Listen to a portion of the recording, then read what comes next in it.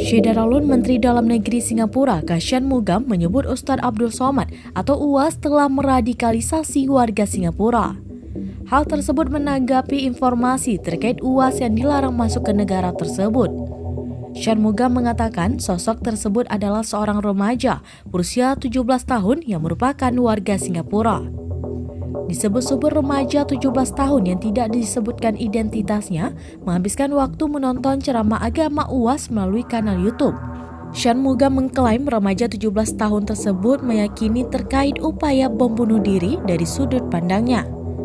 Dikutip dari Kompas.com, perlahan tapi pasti semakin meyakini bahwa bergabung dengan kelompok milisi dan meninggal sebagai pelaku bom bunuh diri akan mengantarkannya ke surga. Departemen Keamanan Dalam Negeri Singapura atau ISA pun telah menahan remaja itu pada Januari 2020. Menteri berusia 63 tahun itu menegaskan pihak berwenang Singapura akan langsung mengambil tindakan tegas menahan dan memenjarakan siapapun di negara itu yang mengucapkan hal-hal dari ajaran UAS.